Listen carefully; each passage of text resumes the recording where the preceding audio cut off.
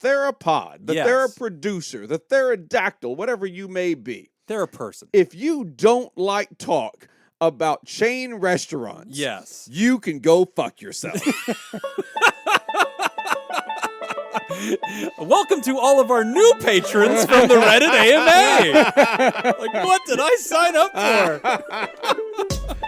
From fabulous Las Vegas, Nevada, this is Pod Therapy. Real people, real problems, and real therapists. You can submit your questions anonymously at podtherapy.net or email us at podtherapyguys@gmail.com and broadcasting from the churn. That guy's Dr. Jim Jobin. I'm Nick Stangeman. It's time for some Pod Therapy. So you might be wondering, audience, what do you think the top 20 chain restaurants in America are? Well, you don't have to wonder. You can go to patreon.com/therapy, Yep. throw a buck in the hat, and you can come join us on a lively discussion where we ranked every single fast food or restaurant that we could think of between McDonald's and Capitol Grill. Is that what you call this? Yep, Capitol Grill. I've That never was even well up top. seen a sign for this. Okay, in Vegas. So one of the first pictures I remember when I first moved here, I was 8 or 9 years old, and you get into McCarran Airport, which is now Harry Reid. And I remember going through the they got the big advertisements, and there's that picture of the man. And as soon as I describe this, both of you are going to be like, oh, yeah, I know what you mean. All right. Picture of the man in a tuxedo holding a lobster the size of a child. I do remember this. It's called Rosewood Grill or Redwood Grill or something like that. And like everywhere I'd go, I'd see the sign. And I was a kid, and I came to believe that lobsters were the size of Cocker Spaniels. Yeah. Like, I just assumed that was correct from that one advertisement. And then, of course, later in life, whenever I finally had lobster as a late teenager, early adult, I was like, oh, is this like a baby lobster? And they were like, what? So then I much to be desired. One of the funniest things I ever experienced at a dinner, a good friend of mine and another friend of ours, he invited us to come out to eat. And he wanted to pick up the tab. He was paying for it. Nice place here in Vegas. And our other friend said, I have this new girlfriend. Can I bring her? Absolutely. Bring her along. Jacob, bring SJ if you want to. I didn't want to, so she didn't come. I'll eat hers, thank you. Yep.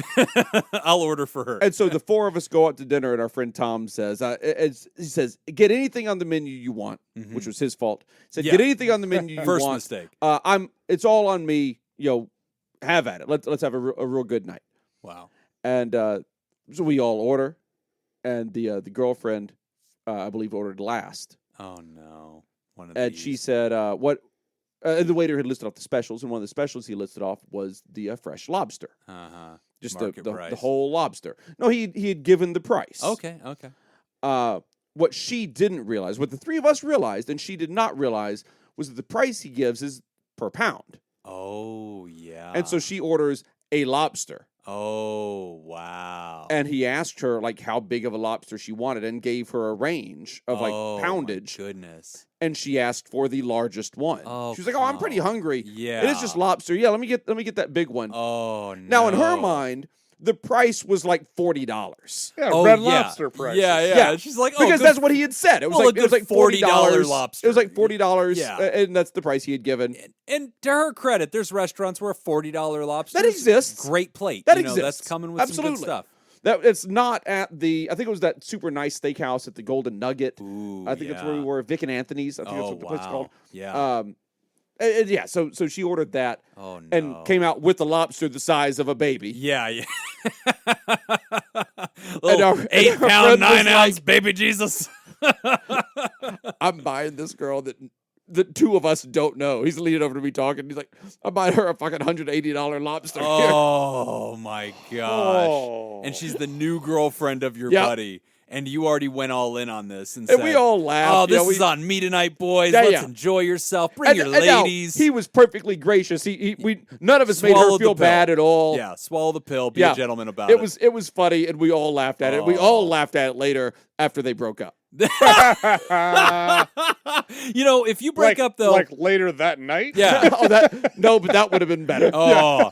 I think if you break up with somebody and you bought her a $180 lobster, I think you ask for the lobster back. I think you just say, look, I'm not going to ask you to cook. $180 No, back. I'd say go down to the seafood market, okay, and I would like a lobster of equivalent size. Oh, a different lobster. Yes, I would like a different lobster, please, of equivalent size. Yeah. And of course, you're going to save some money on this. You're getting it from the market, okay? But I'm going to have to cook it. Mhm. So I think that's fair. Okay. Give me back the ring.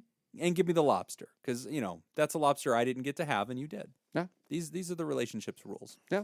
Vegas is a dangerous place to just carte blanche invite your friends out and say, we're going to this restaurant, let's have a great time. This is a dangerous city to do that in because these prices get way up there way fast. Jacob knows that. And if he doesn't know that, he will know that. Yeah. When he pays up on that sushi. Oh yeah. when we finally get this bet settled, that'll be the day. Spoiler, it'll be after Scoop Fest. That or right now. Those are the two options. We can go literally now. You can stop recording. I guess we could skip a recording next week. Yeah. We'll find a way. Yeah. Well, welcome back, everybody, and so glad to have you. It is Mental Health Awareness Month. We have been chugging along all month. We did our Reddit AMA earlier in the month. Huge success and lots of new friends that have joined the show. And don't forget, PodTherapyBaitShop.com. You can grab that special shirt that we made just for Mental Health Awareness Month. And like we've been telling you all month, all that money's going straight to the National Alliance on Mental Illness. And if you're like, man, I want to get a shirt, but it's going to come in a little after May, well, get it anyway. Why not? Have a mental health awareness shirt or buy some other swag while you're there. It all goes to making mental health more advocated for and destigmatized. But Besides, if you're like, your stupid friends don't know that it's not June. that's right. Yeah, they're like, May, Your friends are idiots. it's May all year long. Who cares? But you know what? If you're like, I'm not going to get this thing in time, just go to NAMI. Just go to NAMI.org and just donate. It's Mental Health Month. Cut a check. Get in there. And if you want to support our show and just make more mental health content, if you like this project, as you've come to be introduced to it this month, maybe you joined us from the Reddit AMA, patreon.com/therapy. You can join the party. We always do extra content before and after the show. We do special side projects, deep dives, interviews, all sorts of lovely stuff. So check it out, and thank you to all of you who've been supporting us. And quick little disclaimer, we had to record this one a little bit in advance because we had some travel plans. So if you have patroned the show since the last episode, we're not going to be announcing you on this month, but please remember that you can go to Twitter. We always catch you immediately as soon as you join the Patreon. We always announce that, and thank you for it.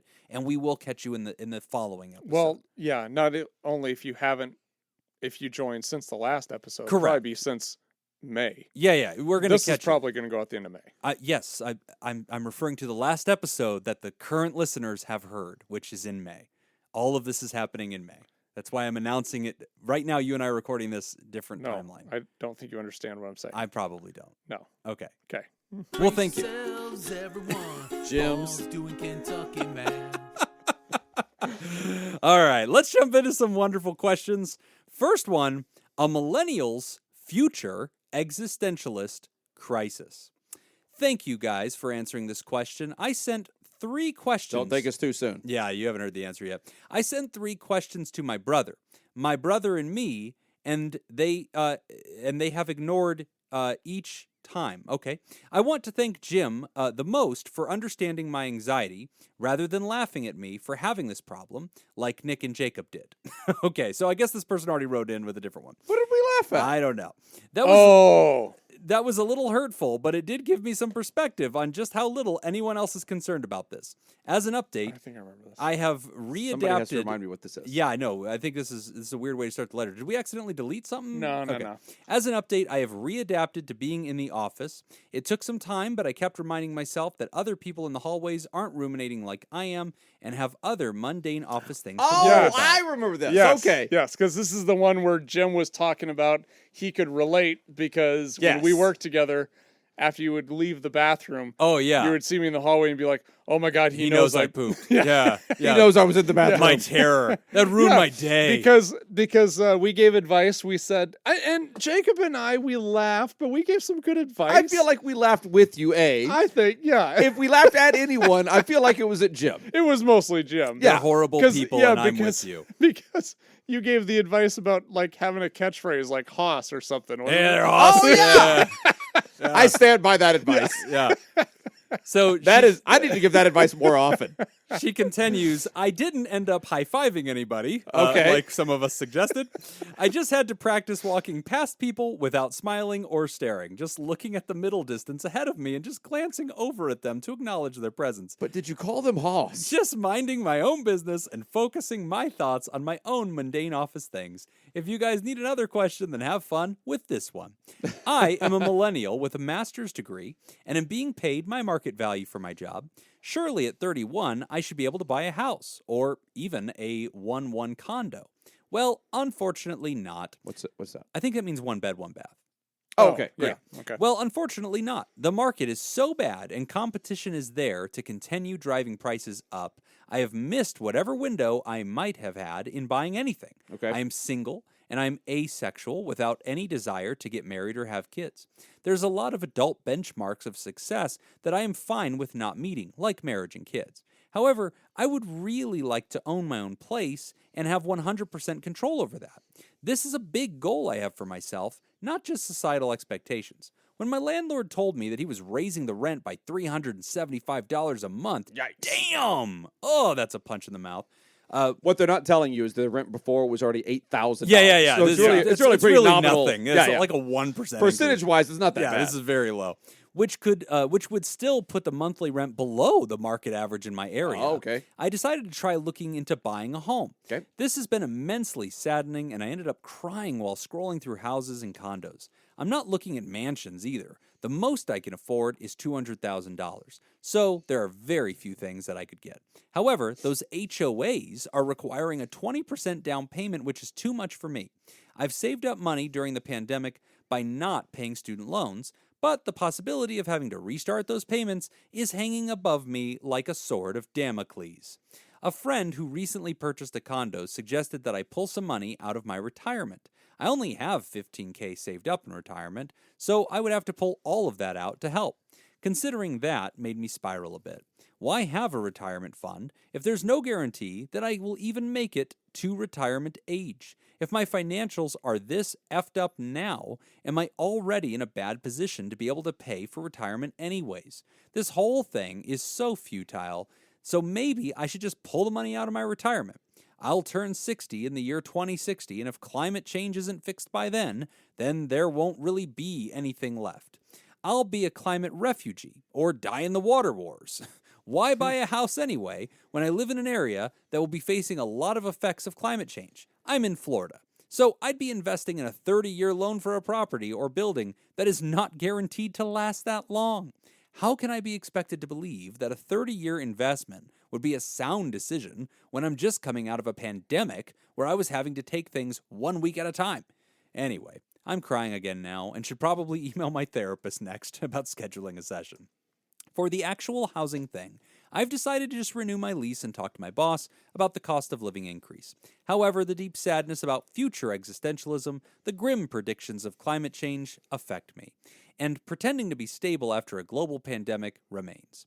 I'm sure you are all having similar questions since Las Vegas faces a water shortage problem.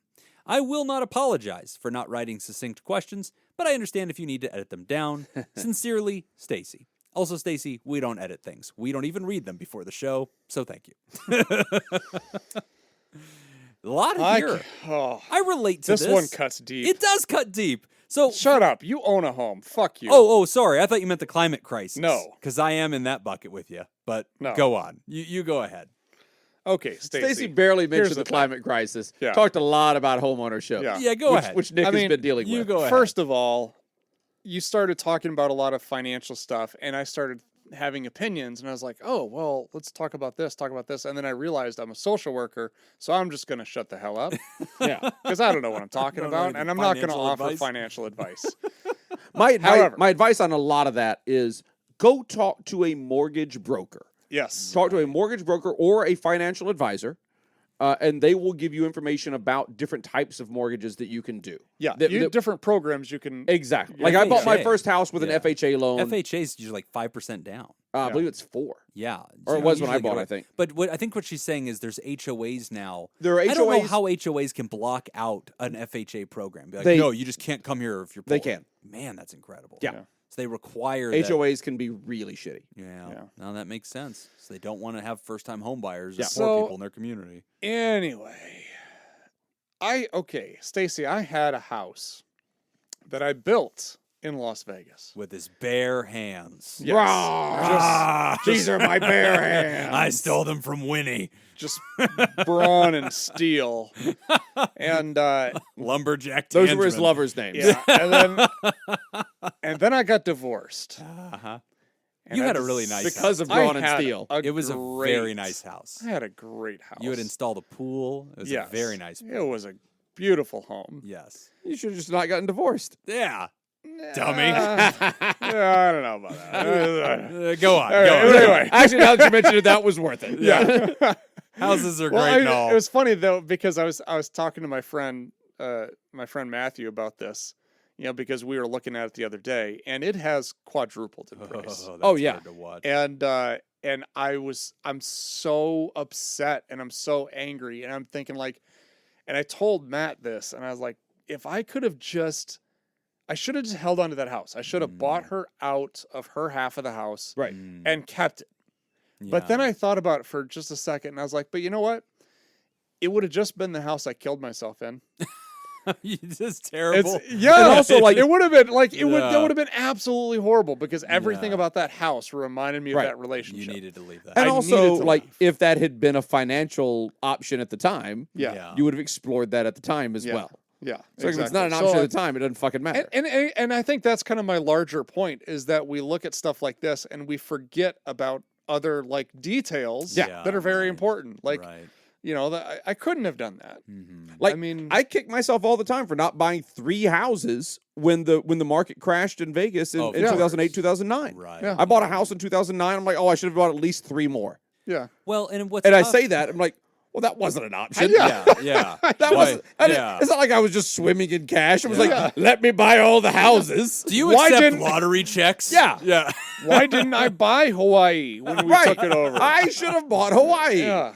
Well, but what Stacy's talking about here, being priced out of the market, Right. and watching No, that yeah. market rapidly accelerate, and your rents rapidly going up. That's Yeah. a lot of. If pressure. you're in the game, Tell me it's about really it. nice. And but it's hard to get into the game. Yeah, Right. and that's where I'm at now. Like I empathize and I experience every one of these emotions that she's talking about, Right. feeling like I missed it. I've missed my window. Right. If I get in now, I'm way behind everybody else, and I may not get caught up. And what happens when we run out of water, or Right. what happens if it Which all is a real. tanks That's a real tomorrow? theory. Like that's a real fear a lot of Las Vegans have. A lot of our friends and neighbors now. That is a topic. Yeah. When people talk about buying a house, it gets brought up as a joke. That then they kind of read your face to see if you were listening, because that's a thing. When people are like, I mean, should I buy a 30-year mortgage here? And it's like, because like the lake's running out. And it's like, how much longer can we do this? I heard that next year Clark County's going to restrict the size of pools. That they really? can no longer build pools beyond a certain size because the water restrictions are just getting stronger and stronger. But go Yeah, on. You but were we saying- can still eat as many avocados and almonds. Yeah. in Oh, one California. almonds, We yeah. can, we can grow Let's all get all those. of our That's not a almonds. problem. Yeah. Just upriver on the same goddamn river. Yeah, If any exactly. of you are wondering, there is a deep bitterness between the entire Southwest and California. Yeah, okay, because I went. Because I, avocado and almond farmers are taking all of the water out of the Colorado River. We Yeah, don't need any for drinking or we, society. So I'm a member at the Springs Preserve, Uh-huh. and so went to Springs Preserve when my sister was here. Went through the waterworks thing. That A they've got beautiful there. outdoor park area yeah, that's and they- cultivated. a and couple- it's like a museum. They've got a couple museums in there. So the Mhm. waterworks is all about water. Mm-hmm. Nevada takes like 6% Of the Colorado. of Yeah, that water, Yeah. And like 80%. and we're doing all the conservation. Yeah, we do all the work. Yes. Yeah. Anyway, we're not allowed to have anyway, grass. all right, we're getting way off. We topic. threaten you with Yeah. beatdowns from hockey players. That's the ad we run, is like, don't forget, this hockey player will hurt you if you water your lawn. Yeah. So, but I can now. Here's some things that have worked for me. Okay, yeah. in How have dealing you with dealt with this. that despair? Number one, I keep reminding myself that there are programs eligible if I do choose to buy a home. There's always Like something. I'm eligible again for first-time home buyers. Right. I've owned 2 homes, Right, but I am still eligible for that. right. So that is a possibility. The other thing too is that if I choose to continue to rent, then what I'm going to do is instead of putting my money towards a house, I'm going to put that money towards investing. Okay. I'm going to put that away into index funds, into other things, so that I'm not losing money. Mm-hmm. I'm putting my equity someplace else as opposed to in a home. Well, you're losing money. You're losing the rent. Yes. You're losing the money that you pay for rent. Yeah. Right. Yeah. I mean, that's gone. Yeah. So that's true. I mean, but I mean, well, yeah. So that's a technique that I did use until now, and Jacob just pissed all I've over ruined it. it. And so Debbie now- Downer Jacob yeah. came in and said, "Here, you're still an idiot." So now I hate myself again. All right, let me see if I can bail us out. That's not why I think Nick's an idiot. The baton flies into the air. Jobin dives. Let's see if he can keep it going. All right, one man down. Let's keep it going. Just keep going until Jacob eliminates all the therapists in the room. I hope you treat him the same way. I'm getting ready to. I'm getting ready to. Oh, yeah. Let's just play the violin for Jacob beating up on Nick. Because that's a problem. Yeah. I hope You point out day- one thing. I would love to be treated like you. Fine. Why is Nick curled up on the ground? You just can't take a punch, Tangeman. I've literally gotten hit by poker chips. I'm taking headshots in the studio. I have to. Mostly because they bounce off. They bounce off. It bounced off my forehead Yeah, and but- landed in your lap, which is where my forehead was. So, all right, back to this climate change problem. So, no, the millennial existentialist despair is a thing. And if you go back in the archives, I have complained about this ad nauseum. I've complained about the student loan reality that faced millennials and didn't face other generations, despite the fact that we needed that education to participate in an economy that the nation needs to provide for. I've complained about childcare. Super expensive. Millennials are the first generation that are like depopulating. That are like, oh, don't have kids. Right. Because that's just not even financially possible. So, like, it's not a choice. Like, just don't do it. It would be a bad idea. And people you will look suffer. at climate change and things like that. They think and say, about that too. population growth along with the climate change and Right. everything, not sustainable. Well, and also what Stacy's talking about when they're like, well, I don't think I could provide a house for my kids, so I don't think I Sure. want to do it. And just like all these things that are happening. So the millennial existentialist crisis is a real thing. That they have I'm a millennial, and we have a very pessimistic view for the future. We're the first generation to earn less than the generation prior to us. Every American generation has done better than their parents. And that was the promise, right? Like, well, we worked hard so our kids could have a better life. The millennial generation is the very first generation to have less GDP than the Right. generation that came prior to us. So, Stacy, your fears are founded. I'm with you on that. And Nick relates to you. I relate to you in that despair. I get it.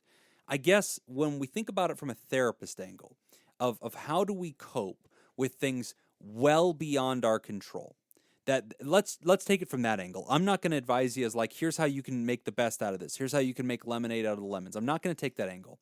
I'm going to just go full the world sucks. Okay, I'm going to take the trajectory of sometimes you're dealt terrible cards. If you live in Ukraine, you're dealt terrible cards. The life you thought you were going to live is gone now, and you're now having to deal with what's left over. The pandemic, when the pandemic first started, I did a video that I'd put on YouTube that talked about the 7 stages of grief relating to the pandemic. And at the time, we were all just absolutely terrified by this. But what I was talking about at the time was, I think this is going to change what's available for many of us. It's going to not just be a bad timeout couple of years. I think it's going to change some firm realities economically and for people's lives. And many people are going to lose their lives. And that's going to change a lot of our realities when you lose a family member. So sometimes, Stacy, this is the reality. There's just a pile of lemons. We're just dealt bad cards. What do we do with that? How do we get to a place where we practice acceptance in the face of that? This is where I want to introduce you to the work of one Viktor Frankl, one of the greatest psychotherapists to have ever lived. He's the guy that made the body out of corpse remains? Yes. Frankel's Yes. monster, Prometheus, Okay, was really his okay. name. A lot of people Frankenstein. think the monster's name was Frankel. It's not. No. It's Frankel's monster. Right. His real name was Modern Prometheus. Okay. But they don't talk a lot about that. No. Great book. Mary Shelley loves it. So in this case, Viktor Frankl is the guy who wrote Man's Search for Meaning, a title that a lot of people are really familiar with. However, many people read that book and are quite disappointed to find that they think it's going to be this really palatable treatment of man's search for meaning, that we all have this inner longing, and he's going to unpack this. It's going to be very relatable. It's actually written for psychotherapists, and so a lot of people find that it's not a very digestible book. But here's what Viktor writes about. He writes about surviving the Holocaust. So he was a Jew in World War II. I believe he was put in Auschwitz. He lost everything. And he goes through his story in the book. He talks about going through the concentration camps, losing his family, losing everything that mattered to him, his wealth, his home, every possession he had ever owned. And he talks about how the only way that he and his fellow prisoners were able to get through that camp was to find meaning even in their suffering, to find meaning even in the horrific conditions that they were being dealt, that they had nothing to look forward to. They awaited death every single day. And the only way he knew to survive, to keep his spirit alive so that he could get to the next day, which obviously I don't want to compare the millennial reality to Auschwitz, but we can learn from this man. That's why he wrote the book. And what he teaches us in that is that each of us needs to find our reason for existing. We need to find meaning even in the suffering. And for him, one of the things he did is, he was spiritual and he made a deal with God where he said, every ounce of suffering that I am given, please spare a generation down the road from that. Let me take this poison so that others won't have it, which is just a thing that he thought about, but it gave him purpose. It gave him meaning to get through literal hell on earth. And so the second half of his book is about what he called logotherapy, which we now call existentialist therapy. But that therapeutic approach very much tries to examine what is your purpose for life. And it tries to grapple with the inevitability of death, which sounds like a very despair kind of driven thing.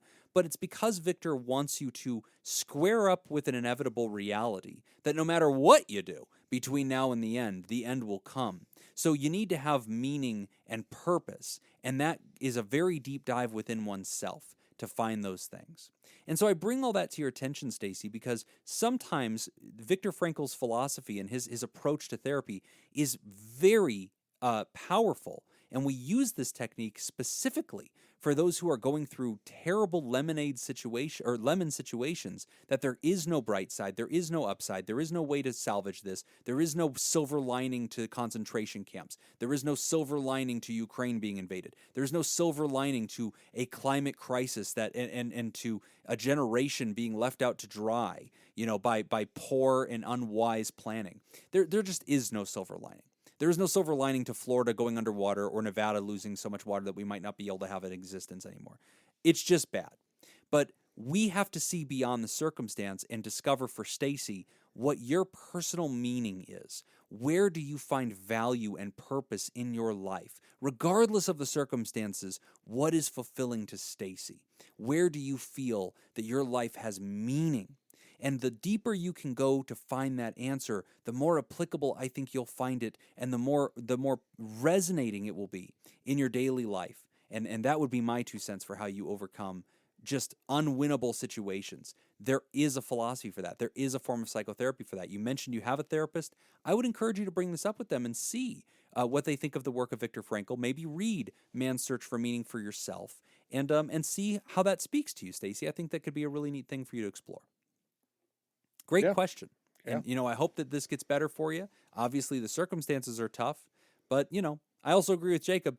Never underestimate the power of calling a financial advisor or a mortgage broker or a financial support line, because they have those in communities. Turns out they know shit. They do know things, and there's always some federal program you haven't heard of that will help. So never give up, Stacy. But remember, we can find meaning despite really bad circumstances. We're going to take a quick break, and when we come back, we're going to talk about post-pandemic anxiety. You're listening to Pod Therapy. Today's episode is brought to you by Nathan's Hot Dog Scoop, Dr. Ben Don, Richard Macy, Lord Colin Stewart, Sammy Scoop, and Dan Martin. Would you like to sponsor the show? Become a therapy producer at patreon.com/therapy. Our trivia from a few weeks ago of Shootout. Oh, yeah. Back in April? We're back. Okay. All right. All right. So here we go. All right. So I will give you the topic. We'll start one at a time. Here we go. And you go until you miss. Oh, boy. All right. I got beat up last time. No, we went 1-1 last time. Oh, that's right. Because you got NASCAR. I got NASCAR, and you got baseball. All Yeah. right. Heads or tails, Jacob? Tails. Heads. That Jim, was easy. you wanna Winner. go first? Oh, that wasn't the game? Okay. Jim's going first? All right. You want to go first or follow up? All right. So I'll go first. Okay. Provinces and territories of Canada. Oh, I'm done. Yeah, I doesn't matter what You've number got to I have go. at least one. Alberta. There you go. There you go. One. And I'm out. That was 100% of what I had. Oh, provinces and territories. And territories. Quebec. Those are different things. Yes. Nova Scotia. Yes. Ha! I'm in. I'm still Ontario. here. I already said Alberta. What was his first answer? Ontario and Quebec. British Columbia. Yes. I'm still here. I am still here. Toronto. Oh, that's in Ontario. Let's go to the other side. Queensland. That's Australia. Oh, wait, no, is that Australia? Kick his ass out of here. It's a shootout, Tangeman. Follow Is your that own Australia? rules. That's Australia. Oh, damn it. Follow your rules, Tangeman. Kill him. They both have queens. Death. Yeah. Death. They have queens and land. He shoots and it pings off the metal. Joven takes a W. Oh. Yeah, I'm glad it's not that was spelling bee rules disappointing. because I don't have another one. Oh, boy. Oh. I mean, would Vancouver be a thing? Did we already say It's a Vancouver? city. British Columbia. I said British Columbia. He said British Oh, Columbia. okay. Yep. Yeah. So Alberta, British Columbia, Manitoba, Manitoba. New Brunswick, Oh, New Brunswick. Newfoundland and Labrador, Oh, that Labrador.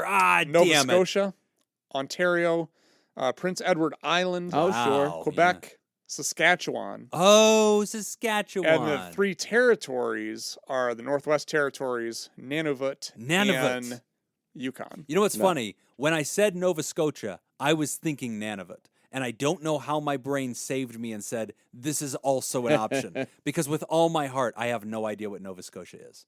I don't even know that. I don't know how that happened. All right. Well, there you go. That was like dissociative fugue. I don't know what just happened there. But all I know is I'm a winner, baby. Victory tastes good. Yeah. Good job, Jimmy. Dip it in some It's salsa. It's a taste that for you doesn't seem to last very long. No. This is the champagne that immediately I spill all over my own lap. Post-pandemic anxiety. Hi, Nick, Jim, and Jacob. Hello. Hello. My question for you guys are, how do you get back to normal from being stressed and anxious over the pandemic? Currently, the world has seemed to have gotten past the pandemic with mask mandates being lifted, businesses going back to the office, and events opening back up. I know that we can't live our lives in fear, but after 2 years of being worried about catching this virus and doing everything to try and make sure my family was safe, side note, I'm a primary caregiver, how do you turn that switch off and adjust to this new normal? My main reason for writing this is I've been working from home and now I'm back in the office. This is where I am around a lot more people and it's somewhat freaking me out. What are some techniques I might do to help overcome my anxiety I've gotten from living through the pandemic? Also, I know I'm not alone in my feelings, but sometimes I feel like I'm the crazy one since everyone else I'm around has dropped all COVID precautions. Thanks, Anonymous. Pronouns are she and her. I mean, Anonymous, I got bad news for you. You are indeed the only one. No one else is having any problems coming back from the pandemic at all. Nobody has a problem. Everybody else has gone right Just back you. to full speed. Just you. No big deal. It's possible nothing to that see as here. we're reading this question, we've already gone back into a lockdown or something. Yep. Like, you never know. That was the uncertain nature of the pandemic. I mean, of all the things, that was one of the things that really, I think, stained me on that process, was getting to this place of false security where you're like, oh, it's getting better, we're going to be okay. And then all of a sudden it's like, Oh, no. never mind, new variant, shut everything down, Yep. close the schools, like close the windows, don't go outside. Close the schools, close the windows. Yeah, hide your children. So, like, this is a real thing. I mean, Yeah. Did you guys have trouble kind of coming back to, like, some kind of new normal? Here's the thing. For me, I was already working from home. So I think that's the piece from Anonymous that I empathize with here. And I'm glad I'm not in that situation because I don't think I'd be able to do it. Oh, yeah? Like, I've been working from home now for 4 years. Okay, so pre-pandemic, too. So, yeah, so I was already doing it. So it wasn't like my work life changed a little bit. Mhm. And I'm focusing on work life because that's what we spend most of our time doing. And it's is what work. the writer's talking about. Yeah, but I mean, if I had to like now go back into an office after working from home, Mhm. it would be very stressful for me. Oh, yeah. You know, like my dogs have gotten used to just me being around all the Right. time. I've gotten used to kind of my habits and how I do things, and I don't have to deal with traffic. And if Right. I just had to all of a sudden got to be in the office by 8. I got to be in rush hour traffic. I got to be, do all these things for the dogs, get everything ready. I got to get, like all of this stuff that I've gotten so used to not having to do. Right. That would be stressful. Oh, That'd definitely be stressful. And it's going to take some time to get back into that groove.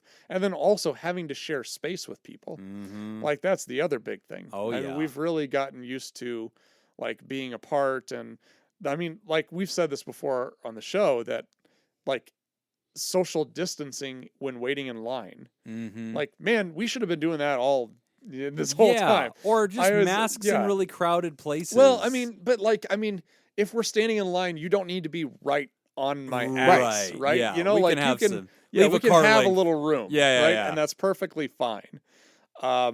So yeah, I mean, like stuff like that. I think that's definitely. I think getting back and having to be like face to face and interact with a lot of people, right, can be very stressful. Yeah.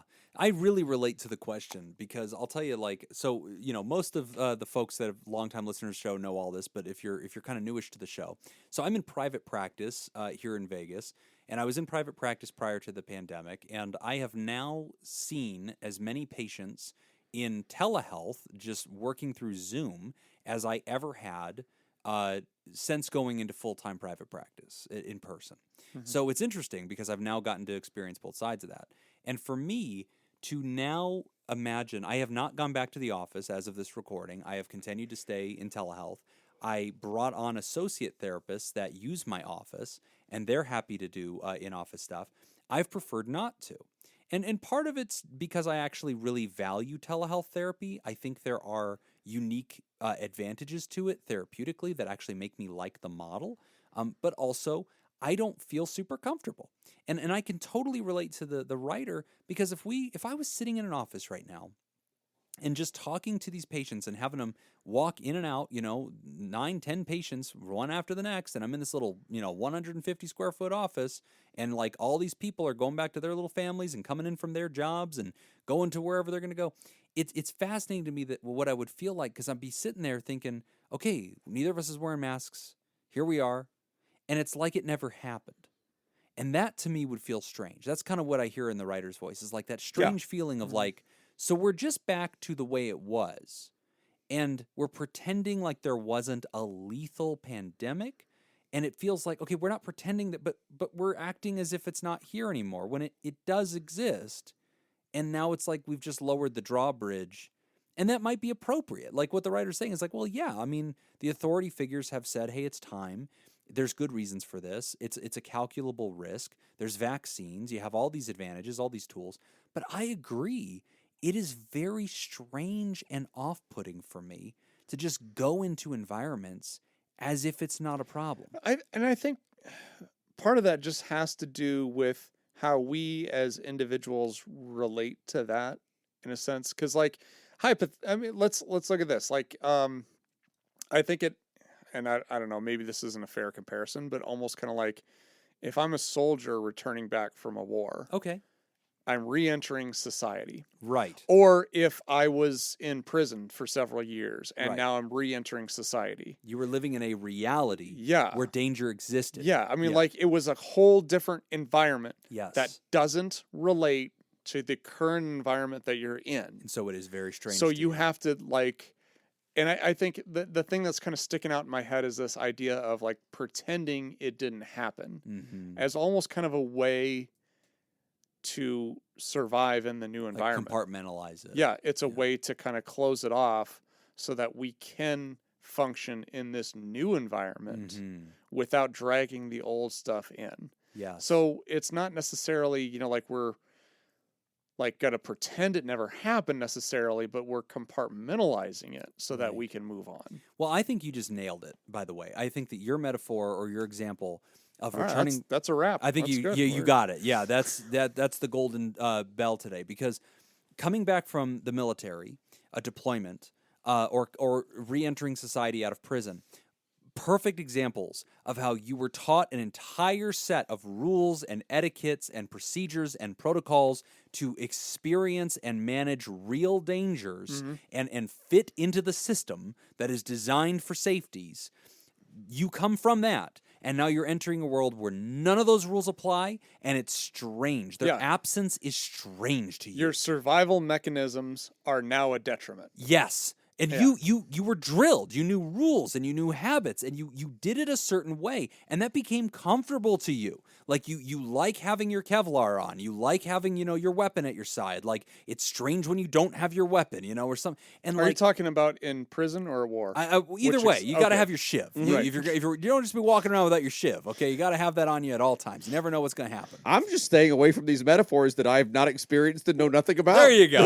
Always a we're not going to do that. Jim and I are going to dive. Let me tell you what it was like in the pen, Nick. Let me tell you what it's like in the yard. No, but I agree with that metaphor, because if you think about people that re-enter from those kinds of angles, we actually usually have programs for them to help guide them back in. Deployed soldiers usually have to come stateside, and they have to stay at a base for, a length of time, sometimes a couple of weeks, where they're kind of being reacclimated in this halfway procedure of getting them back into like some form of the society, and they slowly wean them off of the military procedure, trying to kind of ramp them back in. There's halfway houses for people that are leaving penitentiaries and coming back into society, where we're trying to kind of help them learn this is how it works. So the good news is, Ryder, I think that we have this tried and true understanding that if we're approaching things with eyes wide open, if we're talking through the weirdness and the strangeness with others, hopefully with a therapist or with family or with friends, and just acknowledging it the way that you are in this letter, I think that's how that process acclimates. Mm-hmm. And I think the prognosis is good. I think that generally speaking, it takes time, but the more you are inundated into that new reality, the more it becomes your reality. Mm-hmm. And it might still seem strange for a while. I think there's an echo effect. But I want to believe that over time that diminishes. Yeah, I mean, COVID in the very beginning seemed strange. I mean, it was very odd. It took us time to get used to that. Having to wear a mask, was incredible. Remember all the belly aching people did about that? Like, oh, I can't believe you're taking my freedoms. Oh yeah, away. sure. Glad that didn't last very long. Glad that died out. Boy, remember when that was weird for the first week of the pandemic and never happened again? But there's another piece to this too, Ryder, where there are people that have COVID trauma. Not just first responders and healthcare professionals or people that lost a family member. There are people that were traumatized by the reality of the pandemic and living in existential fear all the time.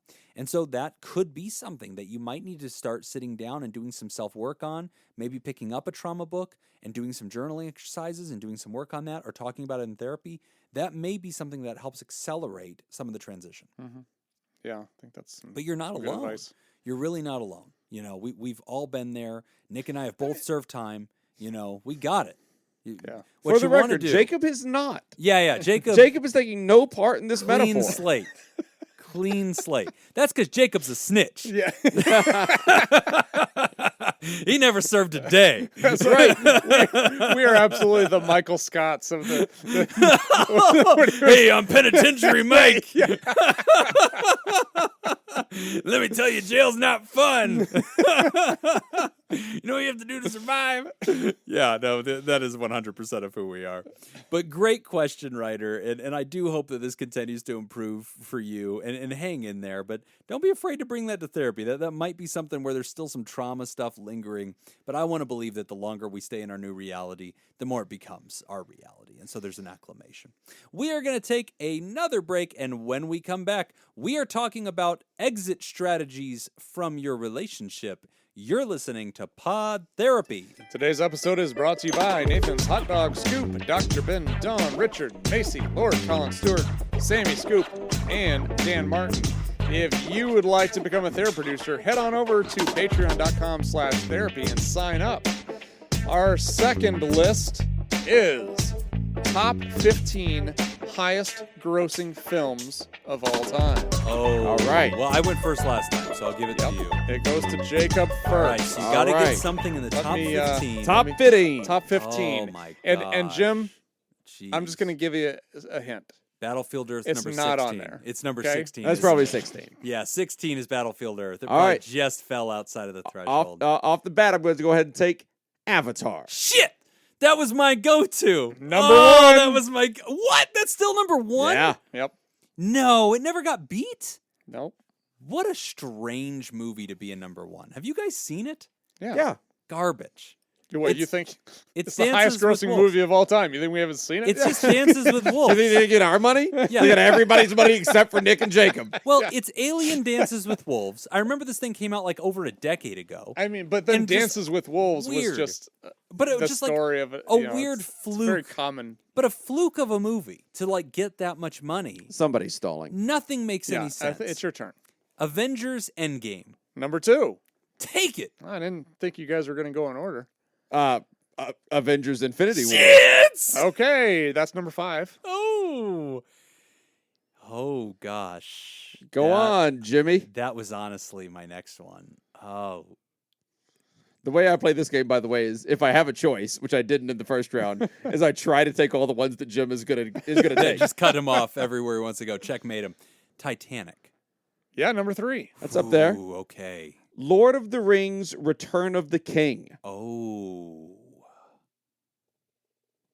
Did Or he wait, that might have choke? been just been opening weekend. Did he choke? I know that's a record, but it might be opening weekend. It was a long Jacob, time I'm ago. so disappointed. Ooh, it didn't Oh, make it. not on there. Didn't That is make it. nuts. All right, I'll take a I'm fun guess. scrolling down. Oh, that's 25. That might be opening weekend. top 50. yeah. That might be high up there on I that. will throw out, just for funsies, even though I've already won, let the record show, but I will go ahead and throw out Harry Potter 7, which is, I don't know, Deathly Hallows. Harry Potter Deathly Hallows. Part 1 or part 2? Part 2. Number 14. There you go. There it is. Well, barely made the I list. Barely. believe number 1 is also on the list. I believe the other, They're probably both in there. Deathly Hallows. Not in the top 15. or is it down there? Wow. I think Spider-Man 3 is on that list. No Way Home? Yes. Wow. That was one of the top grossing movies? Wow. Good for Star them. Wars Force Awakens. Yep. Oh, yeah, Star Wars. gotta be on Jurassic there. World. Really? The Lion King Wow. is 8. The Avengers. The original Avengers? Yeah. Oh. Furious 7. Oh, come on. Frozen 2. Yeah, Frozen 2 is such a Avengers disappointment. Age of Ultron. Wow, all the Avengers movies. Black Panther. Wow. Harry Potter that you said, and then Star Wars The Last Jedi. Well, And what's that all according to? Wikipedia. Okay. let's see if I was like an authority on that. Yeah. It's interesting because it makes you last really minute. realize how much the Marvel portfolio is worth. I mean, out of the top 15, Oh, yeah. almost half of them are probably just owned by that one property. So, tells you a lot. There you See, go. this one.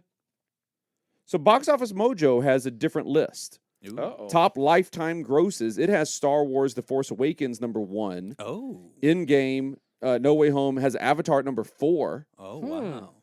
I thought that Avatar was no longer number 1. I did believe that it had been defeated by Avengers Endgame and Infinity War, because I remember that making news at the time, and I remember thinking, good, because I'm upset that Avatar is like a record holder, because I remember they were talking about like building Avatar land somewhere, and I want to say it's still under development. Oh no, that's coming. That might already be in Disney World. What a terrible investment.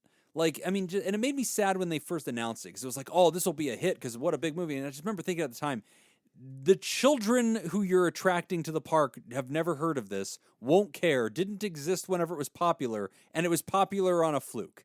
So, like, whoever the 20-somethings were that went and bought stupid popcorn tickets to this movie are now in their 30s and 40s and don't care. And, like, they're not coming to your stupid park to see Avatar World. Just dumb.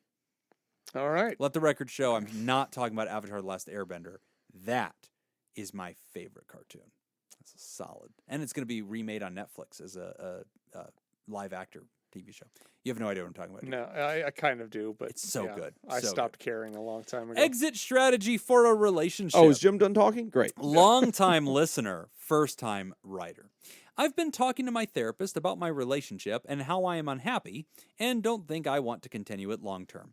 But I want to set myself up for success.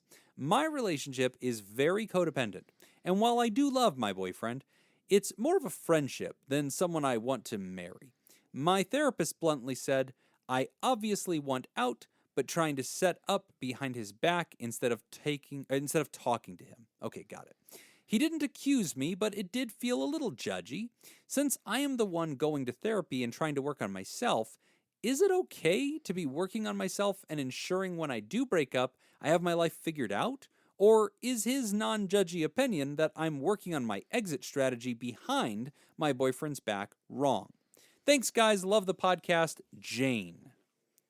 Okay. So to reiterate that, in case I didn't read it very clearly, Jane is saying, I know I don't want this relationship with my boyfriend. I'm talking to my therapist about it. My therapist appears to be challenging me, saying, hey, Jane, you're plotting and you're planning for what comes next instead of doing the thing. You haven't taken out the trash here. You haven't done what needs to be done. You haven't confronted your boyfriend and had the hard talk. But you're sitting here auditioning what's coming next, and Jane's therapist is challenging her on that and saying, you're plotting an exit strategy. I think you need to be more direct and go ahead and do what needs to be done. Yeah. And I think Jane's asking, what do you guys think of that? Like, is it okay to plot the exit strategy behind closed doors? Do I just pull the trigger here? Is my therapist out of line for, I felt a little judged by my therapist. So a lot of good questions in the air on this one. All right. So you kind of, I mean, I'm not reading anywhere in here where it's like, I'm not sure what I want to do, if I want to continue this relationship. I'm not hearing any ambivalence about that. Seems decided. Sounds like Jane has decided. Yes. Yeah. Done. So you're working on yourself with your codependence issues while planning your exit from the relationship. So, But Jane didn't say that they were codependent on the boyfriend, right? She's saying her relationship is codependent, which I assume is mutual. I assume it means they're both. Okay, yeah. And she says the boyfriend's like a great friend to her. Right. So I think it's like, this is her comfort blanket, and the therapist is saying it's time to rip off the blanket and so go. okay, so let's just imagine this. So I'm trying to put myself in that situation. My reason for holding on to the relationship is I like the relationship and it's helping me at a time when I'm working on myself. Right. Okay. And I care So about him. I that's- love him. He's my friend. So that's my motivation for maintaining the relationship, even though I know it's over. And you don't want to so- disrupt the status quo. That's a Right. big So part I of it, too. know. We have a really nice house. We've put in a pool. Oh, here we go. Oh. The dig. Oh. The call back to the wound. Hold on. Oh, Hold on. Nick Let is me now get this. reaching for the Oh. whiskey. I'm so good at it. I can't help it. All right. So I guess here's the thing. Here's the thing that kind of bothers me about this, to be completely honest, is if there's no other people in this situation, fine, do whatever you want. But there is another person here who's affected by what's going on. You think there's a moral obligation? I feel like, yeah. I mean, to drag out a relationship you know is going to be over, but to drag it out because it's providing comfort for you, while it could be hurting the other person Or delaying. this even more. At the very least, could just be wasting their time. Yeah, or leading them down the road of false hope. You know, like, there's another person to consider. So I guess that's kind of where I'm coming from. It's a strong argument. What do you think about that? I'll give a little benefit of the doubt. Okay. Jane knows the person and we don't. Yeah. True? So perhaps, we don't know details of this relationship. Perhaps there's something there. I'm inclined to agree with Nick, though. Okay. Yeah. I'll give you a little bit of like an out, though, Jane. Yeah. But not much of one. I think I take the other side on this one. I take the other side for a couple of reasons. Doesn't So- surprise me one bit. Well, but go on. But here's okay. I don't think I'll convince you, but I think I will make enough of an argument that you'll say, "Fine, that's a lane." There are Like, 2 Academy can Award drive in winners that in lane. this movie. Yeah, Forrest Whitaker and John Travolta. You're telling me they are not quality actors? Fine. You know, the budget was very high. Okay, the investments were made. So, all right, with this situation, if I'm Jane's therapist, I'm actually going a little bit of an opposite direction from this therapist. And this comes down to style. It really isn't a right or wrong. This therapist knows you, and I do not want to cast any doubt that, between you and your therapist. I'm not here to sully that relationship. I have a different style, and I would assume, based on limited information you've given me, that I might go with my style. So my style is, if you were ready to make the decision, you would have made the decision. Because I go with the stages of change model. If we're sitting here discussing it, and you're auditioning an idea, and you haven't taken action, then you're not in the action stage of change. You're in the preparation stage of change. You're contemplating that this relationship's not for you. You're auditioning and simulating what it's going to be like to do it. I've had the same thing with rehabs. There's a lot of people that you're sitting there talking to them. They're not ready to stop. They're not going to stop. They're not going to stop using, but they're talking to you about it. They're like, what is rehab like? Well, how long do you go? What are the meals like? So do people really stay sober forever? And you can get frustrated with them and go, you know what you got to do here. And you're talking about it, but you're not doing it. But you Shit or need to do get it. off the pot. Right. But I do take the position of I have eternal patience for this. Okay, and you're right. Jane in sounds that- like she's in past that point. You know, you're right in that you didn't convince me, but I see your point. Yeah, I figured that. But yeah, I there'd be enough think- light coming through the door that you're like, oh, okay, yeah, there's a crack but here. I think the perspective where you're different in this is that you're a therapist in private practice. Right. I am currently not. Right. I'm not doing any clinical work right now. I work more in academia. And Jacob is a life coach. Yes. Right. Yes. Obviously. A With- damn good one. With a obviously. jingle. Yeah, Yeah. which neither now, of us have. Now, I think, so the reason why I bring that up is because if you're a therapist in private practice and Jane is your client, Right. Jane is your client. Yes. Jane is the one you're concerned I'm about. only interested Yeah. in her. Yes. Yeah. Oh, that's fair. I'm not worried about boyfriend. It is a one-person show Yes. in that therapeutic You are group. absolutely fair. right. You are Let me ask you absolutely this, Jim. Let's role play a little bit. I'll be Jane, right. Okay. and I'm telling you, I am definitely going to break up with my boyfriend. Yep. I'm not deciding whether or not I'm going to. Yep. And forgive me, Jane, if I'm putting words in your mouth here. Sure. I We're apologize. simulating. Yeah, Yeah. yeah. We know that I don't know what you're thinking. Yeah. I know exactly what you've written in the letter, and that's it. Yeah. But if I say to you, I am going to break up with my boyfriend, Right. there are no ifs, ands, and buts. Right. And let's say, for the sake of this hypothetical, that you believe me. Right. You just take me at my word. Jane is definitely going to break up with Jane's boyfriend. Yep. Does that change your answer at all? So then the last piece of that scenario is then you look at me as Jane and you say, Jim, do you think I need to go through with this? Do you think I need to go ahead and break up with him? No, I think the question is, do I need to do it now? I'm going Or do I need, or is it okay for me to wait? Sure. So there's a question. There's Yes. going to be a question at the end that says, Jim, what do you think I ought to do? Yes. And my Now or philosophy, wait. I take a Rogerian therapeutic approach. This is just part of Jim. I'm going to be non-directive Okay. because I will not tell you which turn to take at the fork. The fact that you are asking me implies that no matter how determined you think you are, no matter how decided you think you Okay. are, you're talking to a therapist about the decision, which means there's work to be done here. You're still on the drafting board, period. You're still here. You're still talking to me about it. You wouldn't need to ask me what I think you should do if you were 100% sure about what you're going to do. So that I've seen the scenario way too many times in the history of my work that somebody tells me that they 100% know they're going to take X action. Mm-hmm. And oftentimes it's divorce. Oftentimes they'll say, I'm starting therapy because I know I'm going to divorce my spouse. And I'll say, great. And then we start this process and I never question their judgment. I never say, oh, are you sure about that? You're wrong. That's not what you really want to do. I never tell them what they're thinking. If I do my job really, really well, they get to a place where they can just organically experience all their doubt out of their own mouth. And I never judge them or hold them accountable for the things they once said they were going to do. And that becomes such a safe, non-directive, non-judgmental relationship that they have the right to contradict their own thoughts. And when humans can do that really successfully, then we discover where they're really going to go. But if they're still having a hang-up about the decision for fear of codependency or messing up their status quo or hurting the other person or whatever, that's legitimate to me. And like you said, Nick, I'm Jane's therapist. I only care about Jane. Yeah. You know, so like if Jane has any amount of reluctance, even if it's just cold indecisiveness, that's authentically part of Jane.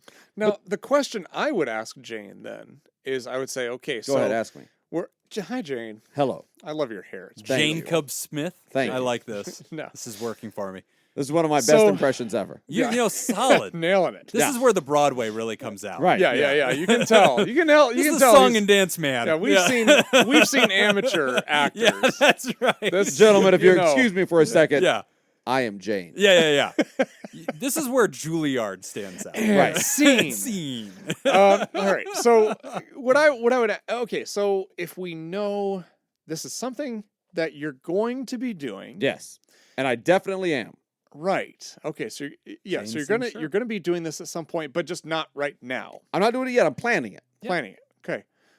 What would it look like Yep. There you go. when you're ready? Yep. How would you know? Okay, now now I know I'm ready. Now I'm going to do this. What does that look like? I'm getting my financials in order. Hold on, sidebar for all the aspiring therapists out there and interns. Yeah. Nick just used a technique called solution-focused brief therapy. Look Correct. that up. This is a masterful approach. Watch as he enters the green. He's queuing up his putt. Okay, go. Sorry. I'm getting my financials in order. I'm making sure I have a place to live, and I'm making sure that I have a support system among my friends that is going to be in place when I make the move. And once I get all that done, then I'm going to make the move. Okay. So on a scale of 1 to 10, if that's what a 10 looks like, where are you at right now? I'm at about a 6.5. Okay. What does a 7 look like? 7 is going to be the last of my friends. I've got my friends almost buttoned up. That's going to be a 7. And then I've got some financial stuff and housing stuff. You're good, you. You're good. I'm You're walking good, into you. it here. I'm Yeah. walking into I know what I'm... No. It isn't a manipulation tactic. no. We're He's working together. He's just demonstrating Yes. excellently Yes. a very valid technique that we use to help illustrate the distance between action and thought. And because we can verbally say, I'm ready to make the decision. But then we ask these very clarifying and site-driven questions, which you borrowed from the Solution Focus suite. Right. So this That's is all, what it does. this is solution focused brief therapy right here. And then what I'm trying to do then is I'm trying to get Jane to paint a picture of the next step. And even if, and then we can continue to break it down. So we can go like, okay, well, the next step is, by June, I need to do blah, blah, blah. And then my next move is going to be, okay, what are you going to do by next week? Right. So I want to get you into behavior. What are the action steps so that we can start actually making progress? And this is where we get into like creating goals and objectives and stuff like that. And the only caveat I would add to that, so excellent demonstration. It reminds me that you need to get back into clinical work. Thank you. Because you're very good. I think he's talking to me. What now? Yeah. Oh, yeah. Sorry, I was staring at you, but I meant Jane. Yeah. I meant clinical acting. Yes. That's what I meant. You're a very good therapist, Nick, and it reminds me that you need to be back in the saddle. But the only caveat I would add to that last point you had made is me in the driver's seat of Jane, if I'm her therapist, I do not have it as a goal to help her break up with her boyfriend. So I wouldn't treatment plan that and say success in this therapy looks like getting Jane to the point of action where she breaks up with him, because that presumes that I know what's best for Jane. And another solution-focused principle is Jane alone is the expert on Jane. Jim is a nobody. I don't know what's right for her, but I'm going to facilitate the mirror that she needs to discover that for herself. Right. And by the way, your therapist probably knows better than any of us do. Absolutely. The Including therapist on the my ground. award-winning caliber acting. Award-winning. Yes. I mean, Battlefield Earth level. I would agree with that. Excellence. And by that I mean Oscar nominee and Victor worthy. I'll tell you what. Yeah, fantastic. I was work. more convinced with Jacob as Jane Yeah. than I was John with Travolta as a as- cyclone. as a anything cyclo- other than John Travolta. As a cyclo. God. Wow. Oh my God! This little human hit my hair. Vinnie Barbarino. I worked really hard on my hair. And Up this your little nose. human that I'm using to mine elements out of the earth, he comes up and he hits it. Up your nose with a rubber hose. Up your nose with a rubber hose. Mr. Kata. I like how we're just borrowing from like one show. Like we're just going with that as hard as I we went can. Staying Alive. There Thank was you some very Staying much. Alive, which is concurrent with Welcome Back, Kotter, by the way, Yeah. and Saturday Night Fever. So all. Oh, sorry. these No, were- I went Saturday Night was Fever. Saturday Night Fever, Staying yeah. Alive is the It song. was a song that came out. Well, no, Staying Alive was the second movie, wasn't it? no, it's the Oh, song I think they that- did There do a was a sequel. sequel. I think you're right. Yeah. Oh, There's a wow. sequel I think called you're right. Staying Alive. I love how Saturday man, Night is Fever. that garbage. Yeah. Oh, I bet. Saturday Night Fever ends with one of the best endings I've ever seen in a movie. You know, John Travolta's victorious in whatever bullshit he was doing, dance contest. And he gets his face back from Nicolas Cage. I believe that was what happened after many switcheroos. Yep. Okay, and he's just ruined the family. I'm going to Lots take of your face confusion. off. Two. No, wait, that was Nicolas Cage and No, John that was Travolta Christian did that. Slater. No, it wasn't. No, it was Nick Cage. He's also in it. Oh, he is. Yes. Okay. But also you're thinking of Broken Arrow, which is Christian Oh, Slater and that's John what Travolta. I was Yeah, thinking. yeah. Okay. And I Jeez. No, I'm Say- talking Two-Face with Yeah, Nick yeah, Cage yeah. and John Travolta. No, that was Yes. called Face Off. Face Off. Oh, sorry, Yeah, sorry. yeah, Face Off. Which Yeah. during Nick Cage's recent Reddit AMA, that was one of the number one questions is, would you do Face Off 2? with John Travolta, and Nick Cage unequivocally was like, instantly, Yes. yes, I would do that. Let's run it back. We'll call it Face Really Off. Yeah, Face Off again. That's just a solid point. Oh, well, all right. You've Did we done answer your that best. question? Fever is staying. You've wasted the sequel to Staying a Alive. perfectly Yeah, good yeah. day while listening to Pod Therapy. That's on you. But we want to thank all the folks who go to patreon.com/therapy and they kick some bucks in the hat because they say, hey, I like there being mental health content like this. Let's make sure we keep stuff like this going. Again, if you have contributed at patreon.com/therapy recently since the last episode aired, we did tape this one in the past, so we don't know about that, but go to our Twitter. We always thank you right there. And when the next episode airs, we will be sure to catch up on folks. We always want to thank you and make sure that people are part of this. I'm getting a text from Jacob, which is never a good idea.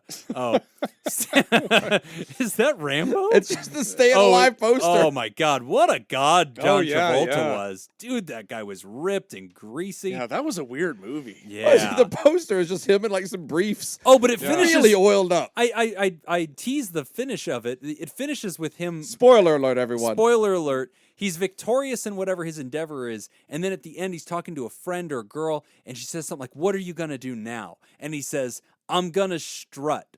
And he pops his collar and just starts walking down the sidewalk as music plays. And I just remember thinking like, hell yeah. that is the appropriate ending to this. I mean, it's also, better I than might be Grease. a sucker for John Travolta movies, guys. I think that might be my thing. Like, yeah, I I think can't so. think of a bad John Travolta movie. Oh, I can think of plenty of bad ones. I enjoy most of Battlefield them. Earth. Yeah. No, that's not even in that. That's category. the short list though of there's a short list of bad John Travolta movies that I didn't enjoy. Okay, because bad ones you'll still watch. Did you Sure. ever watch the one where he shaves his head and he's like a mercenary or something? This is later in his career. Oh, he wears like a scarf. oh no, wait, no, I'm thinking of a Nick Cage movie. There's a Nick Cage movie where he's an arms dealer. Oh, Lord of War. That's it. That was a solid movie. Oh, It was okay. a really good movie. We want to thank all those who support the show, and we definitely Did we want think to. that? Did we answer that last question? I think so. I think we did. Yeah. All right, great. Give or take. Right back if we didn't. Yeah. Try again. No, I think we wrapped that Results up. may vary. We can wrap that up pretty Yeah, good. I mostly remember something about the question, something about movies. Anyway, we do want to thank our mysterious and shrouded Illuminati members of the fan club, the Thera producers. Oh, by the way, if you go to patreon.com/therapy, you can also chat with us on our Discord. That's another very important benefit that we need to make sure you know about.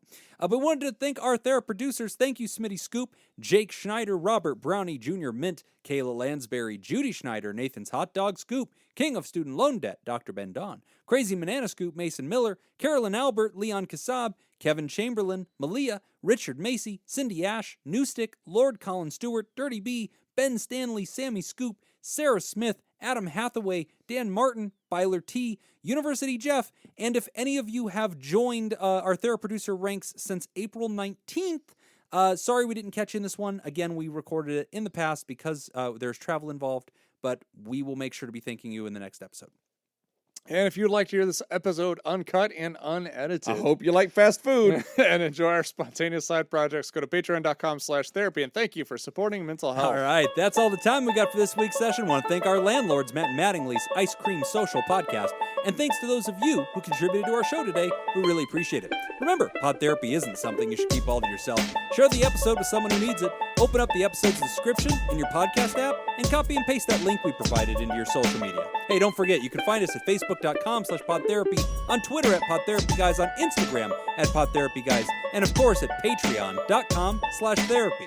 Do you want to submit a question to the show? Ask anonymously at podtherapy.net or email us at podtherapyguys@gmail.com. I'm Nick Tangeman. I'm Benny Barbarino. Thanks, and we'll see you for your appointment next week. Oh, it's like he's in the room.